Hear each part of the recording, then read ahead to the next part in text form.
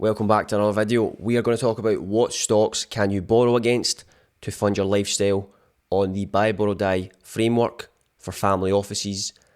And we're going to talk a bit more about risk management and answer some questions that might intimidate people when they're looking at their broker platform. So let's talk about it. This strategy really is mainly reserved for people with large portfolios who want to fund a lifestyle without triggering a taxable event, right? If your portfolio is smaller, it should just be purely focusing on growth. It doesn't really matter about defensive stocks as much on a small portfolio. Technically, if your portfolio is smaller, it should just be focusing on growth. Minimal, if any, margin usage should be applied. So that's important to understand. But let's talk about it. First of all, biggest misconception for people that think they want a family office or they want to do this strategy is they need to walk into a private bank, JP Morgan, Goldman Sachs, and they do the strategy for them. Why do people do this? Because they're intimidated by a broker platform. That's one of the reasons is it's intimidating. And they think that they won't get margin called as easily as they would on a broker platform, which is just ran by an algorithm. Yes, it's ran by an algorithm, but just because you have a friendly relationship manager doesn't mean he's not going to margin call you during like a total market collapse.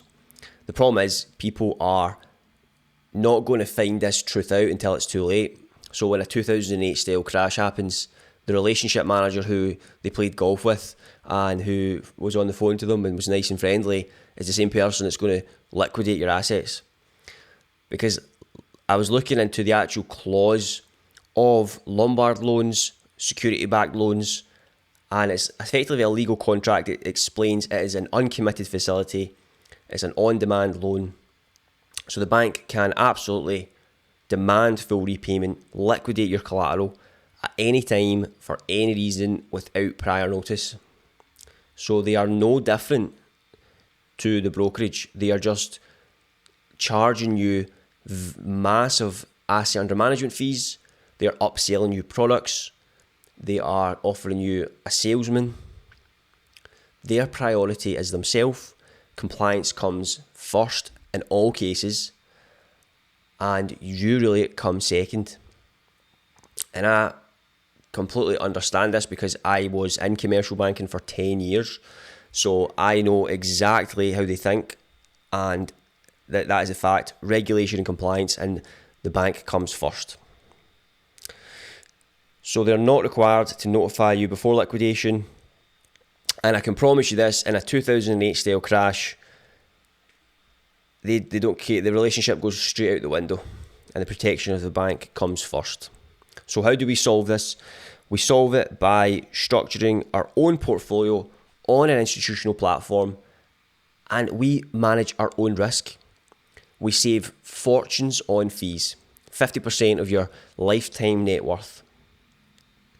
However, it feels intimidating because you log on to your brokerage and you see all these numbers and it's like margin ratio, excess liquidity, net liquid value, and it's like, okay, what does this all mean? And it is intimidating, but I'm going to just break it down in the most easy, simple way possible. Look at this portfolio. $1 million gross portfolio value with a 200k margin loan. So the net worth is the net liquidation value, 800,000. And the most important number on the full screen is excess liquidity. Excess liquidity is the one that matters because when that goes to zero, that's a margin call. Okay, excess liquidity. On this portfolio, the margin requirement is 25%. This is very, very important because the margin requirement is decided by the broker. The broker can change this at any time they want. If we are going to fund lifestyle without triggering a taxable event using the broker, we have to play by their rules. It might feel like it's unfair because they can effectively change the goalposts. We are going to solve this problem Another factor, especially American audience, the civilian portfolio is a Reg T margin account. This is set at 50% maintenance margin. This is set by the Federal Reserve across the board. To do this strategy, you need an institutional broker and portfolio margin, not just Reg T margin. It needs to be portfolio margin to get access to the 25% initial margin and maintenance margin. That is the keys to the Ferrari. Because once you get access to this, we're playing a whole different game. Okay, so I'll make more videos on the details of that because that is important to understand. But most important, excess liquidity. Now, you might say, well, hold on a minute. The portfolio is $1 million, excess liquidity, 550,000. So most people would look at that and say, right, if the portfolio crashes, 55%, a margin called? No.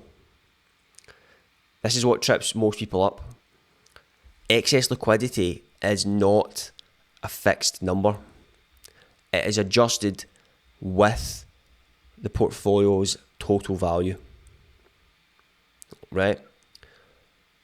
So it's not like, because if you think of it as a fixed number, you start to scratch your head and say, well, I can't survive certain crashes.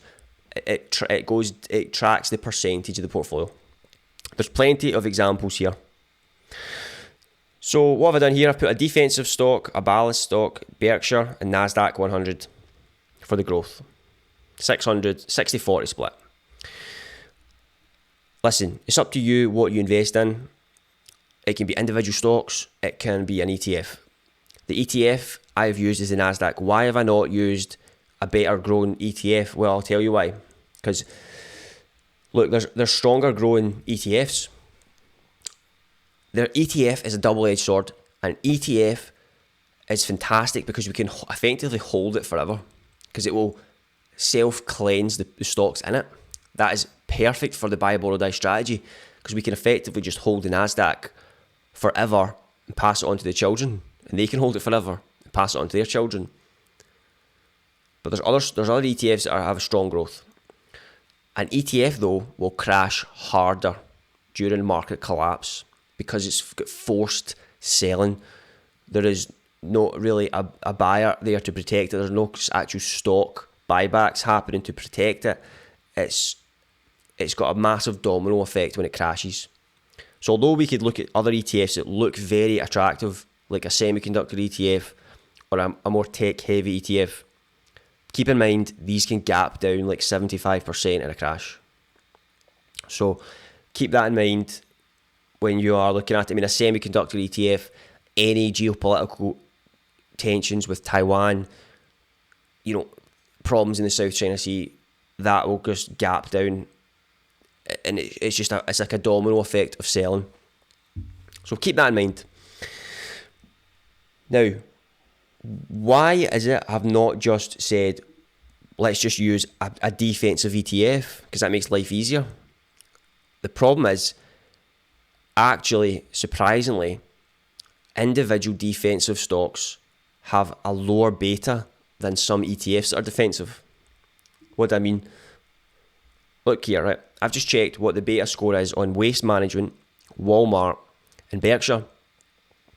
They're around about 0.5 to 0.7, so they're far lower volatile than the index.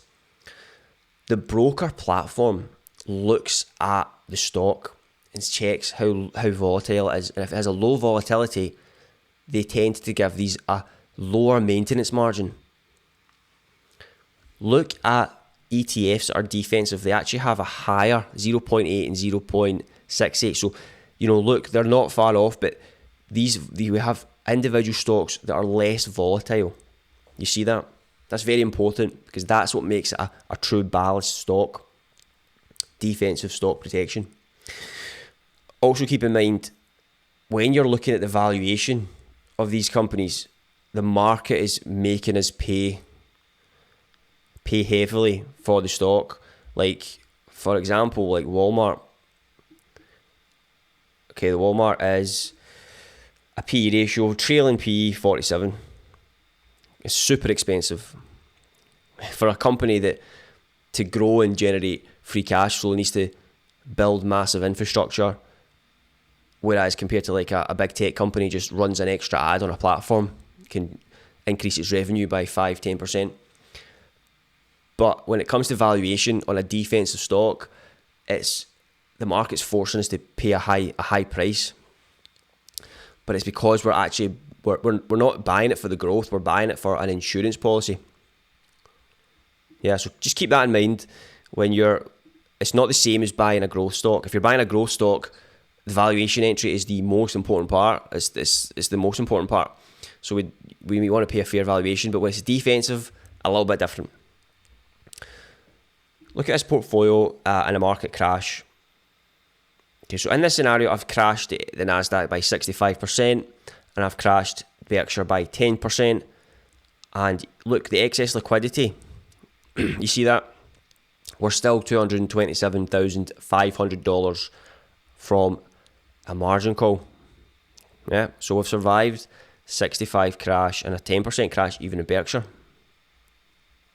Okay, so that's still healthy. However, in a reality, we need to consider the fact that, I mean, even here, if the maintenance margins were kept the same, we're surviving a 90% Nasdaq crash and a Berkshire at 20% crash. So we're still alive. So what actually needs to happen? In reality, if there was a 2008 style crash event, the broker is going to increase the maintenance margin. So they remove the goalposts. This happened in 2008. It happened during COVID, and it's happened to some individual stocks. I think, remember the GameStop, AMC, the Redditors, the retail market were short squeezing. The IBKR increased the maintenance margin to like 100%. So that does change it a lot, because they can just change the goalposts. But even if they increased it, say they increased the Nasdaq to 40% maintenance and Berkshire to 30%, it would still survive a dramatic collapse. So in order for us to get margin called, the actual breaking point on this portfolio, see the excess liquidity is zero. So what I've done there is I've said the broker hiked the maintenance requirements to 40% Nasdaq, 30% Berkshire, and Berkshire crashed 40%, Nasdaq crashed 91%. You're talking apocalyptic collapse for that to happen. And the brokers hiked it. So that you can see how durable it was before it crashed. You know, that's for Berkshire to crash nearly 50%, 40%, and the Nasdaq at 91%. Do you think that's going to happen? Unlikely. Okay, so that's the most important aspect to consider.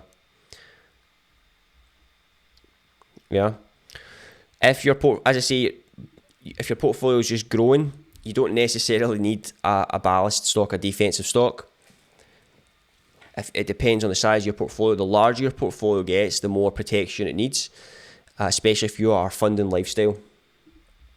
Yeah. So there are services that you can get on institutional brokerages that allow you to effectively fund your lifestyle using the margin on the account. And as I say, we've talked about it in all my other videos, where you are not selling the asset, it's not interrupting the compound growth, allowing them just to compound growth year after year without selling it.